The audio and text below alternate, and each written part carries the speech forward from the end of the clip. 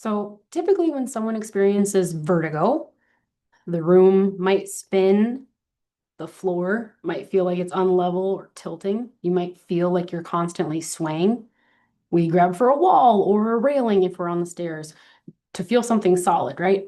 And typically we're heard to like check towards the ears, towards the crystals in the ears. Maybe they find something, maybe they don't. Maybe you do the exercises and maybe they help for a little bit. A lot of people, though, find themselves right back to where they started. It comes back, it lingers, or they just never quite feel steady again. And over time, something starts to change that has nothing to do with your ear. You might feel um, or notice that you stop turning your head too fast. You don't want to jar anything, right?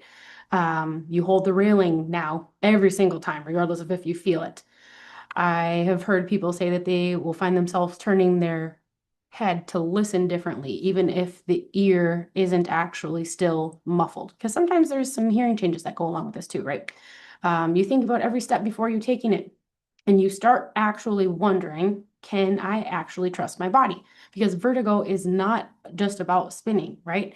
It's actually about losing sense of where you are in space as a physical outline, as a physical thing.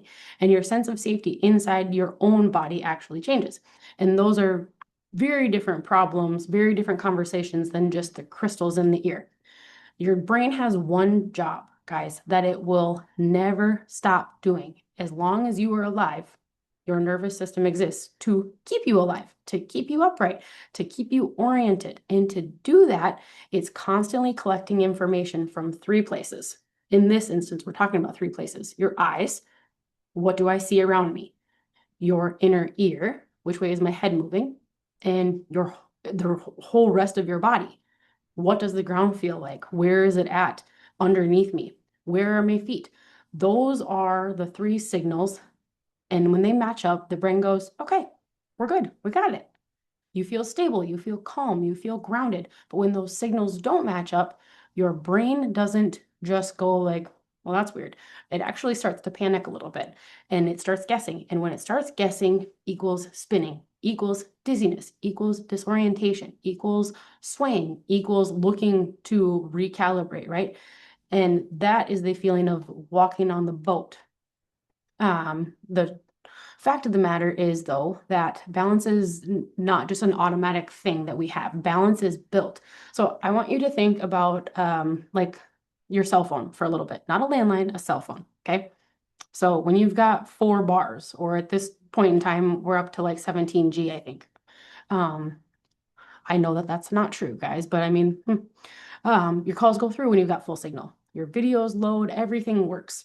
When you've got 1 bar, when you're out putzing around in the country, things start to get a little bit glitchy. Things freeze. You get that spinning wheel, the pinwheel of death we joke about here in the office. Um, Things start spinning and nothing happens, okay? So your balance system is that same way. It isn't something that your body just has. It's actually something your body is constantly moving towards. It's constantly building, moment by moment, movement by movement, by comparing all of that incoming information. So your eyes, your inner ear, the rest of your body, when that signal is strong and clear, you feel steady. When the signal is weak, you're disoriented, mismatched. Your brain has to guess. And that guessing is where people start noticing the dizziness, the spinning, that off feeling that you just can't really quite explain. That is your body's communication system getting unclear signals. And unclear communication is something we can actually completely work with as chiropractors. So, as I said, your nervous system is always asking one question. And this is one question: am I safe? Is really thanks to this train of thought, this school of thought called the polyvagal theory. Big words, but it's a very simple idea. The master control system of your entire body, your nervous system, is constantly scanning the world around you through your senses, right? Sight, hearing, touch, smell, taste, balance, movement, coordination. It's constantly scanning that world, your world, outside your body and inside, and asking, am I safe or not? This is, in sense, is like a smoke detector. When everything is fine, the smoke detector is quiet. You don't even notice it's there. That moment it picks up smoke. In our house, it's a little bit too hair trigger, which has nothing to do with my lack of cooking skills or my inability to wait patiently for my cast iron to do its thing. The moment that smoke detector picks up smoke, guys, even if it's just burnt toast, it goes off. It is loud, it's immediate, everything stops. So your nervous system works that exact same way. When it feels safe, it can process information clearly. It can handle input without overreacting. It can tell the difference between a gentle head turn and a threat. Okay? But when it doesn't feel safe, that smoke detector is already going off. We're already at the threshold. And so it takes less to push us over, which means everything gets louder, everything gets faster, everything is more intense. Small things, small inputs get big reactions. So turning your head triggers dizziness. Rolling over in your bed might bring about that room spinning. Standing up too fast. You might feel like your whole freaking floor dropped out from underneath you. So it isn't something that's in your head. Well, it isn't, it isn't. It's truly like a nervous system that's on high alert. And now any mismatch in your brain and in your balance signals a 5 alarm fire. If you're not familiar, that's a big deal, right? That vertigo is actually just a system that's on edge. The key pieces that we are talking about here, obviously, the most neurologically dense area in your body is your neck. And then the one nobody talks about or they're aware of actually is your gut. So, as we said, a lot of people equate vertigo to being an inner ear problem. Sometimes it is, but a lot of times there are other players involved, and that is your gut and your neck. So if we look at what the gut is, you maybe have heard it called the second brain, which is not wrong. There's a reason for that. Your gut has more connections to the brain than any other organ in your body, which is why it's really imperative to remember that 85% of your immune system lives in your tummy. And so if you're constantly ill and sick, looking to your food, looking to movement, and for sure working with a chiropractor is crucial. But we're not talking about that today. We're talking about vertigo. Um, that second brain has more nerve connections to your brain than almost any other organ in your body.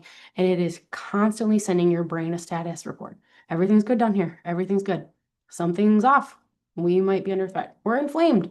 We're irritated. Something isn't right. Those are the conversations that are happening at all hours of the day. So when your gut sends your brain distress signals, your nervous system automatically goes into protection. It goes into responsive mode. And when your nervous system goes to that place, when it doesn't feel safe, your smoke detector is already going off before you even move your head. Now we get to add in the upper neck, the cervical spine.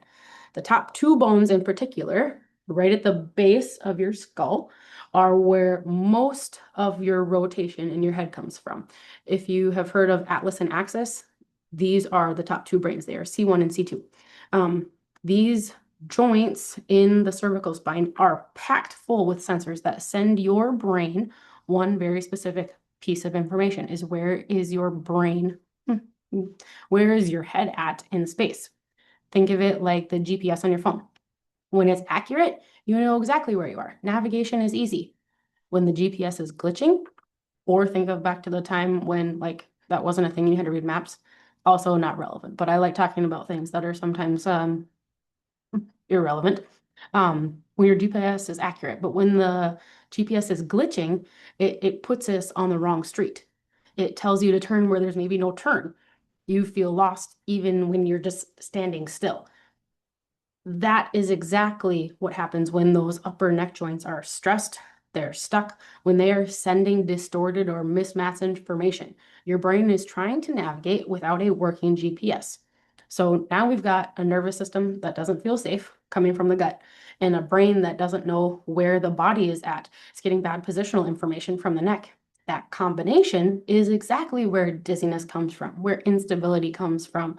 And vertigo has an opportunity to really take hold, not in your ear, guys, but in your entire system, in your whole body. So what we do about that, we don't taste the dizziness. We don't go looking to fix that. That's like pulling the battery out of the smoke detector. Yeah, the alarm, the awful irritation is going to stop. The toast is still burning though. So what we instead focus on is the entire system. How clearly is your body communicating? How safe does your nervous system feel? How accurate is the input your brain and your body are sending back and forth? When we can improve the quality of that communication, which, by the way, is exactly our mission and our work with chiropractic here at Healing Touch Chiropractic. When your nervous system gets clearer signals, when your upper neck stops sending your brain bad GPS data, when your system starts to feel like it's not hanging off the edge of a cliff, your body is going to stop reacting the same way. The smoke detector can actually stop, not because we walked you out of the vertigo, we talked you out of it, but because the underlying signal has changed and how your body and your brain are communicating have changed. So, what I want you to walk away from here knowing, if you are experiencing vertigo, it's actually a really healthy, thank goodness for it, adaptation. It's your body doing exactly what it is designed to do, but that doesn't mean we need to handle it. We don't need to live with it. We don't need to put up with it. We don't need to hack for it. Which, I mean, you can go on TikTok right now and find 5 different things to be doing in your home, which thank goodness for those things, like to bridge a gap, right? But that vertigo is really trying to orient you in a system that has been getting unclear, distorted, overwhelming, mismatched input. Okay, that is, it is a totally brave, exhausting, relentless effort to keep you safe, even when your system doesn't feel that way. So when we can change that input, when we can calm the system, when we give the brain clear information to work with, everything starts to feel more stable. Everything starts to feel more grounded because it actually is. And then we get to start feeling more like ourselves, not because we sought out how to get rid of the vertigo, but we sought to bring more ease and calm, balance, trust to our physiology. And our physiology and our neurology work in tandem like this. Is this how people talk about smooching? Like, I don't know. Either way. But if vertigo is your life right now, you don't need to keep putting up with it, guys. You don't need to keep managing it in the dark. Let's actually look at how your system is functioning, what's contributing to that instability, and get a game plan together for how your nervous system can actually feel safe again, what your body needs to find its footing. Because once we understand that, then we can build something that actually holds, something that actually sticks, and it will dramatically change your entire world. One adjustment at a time. That's all we ask, one adjustment at a time.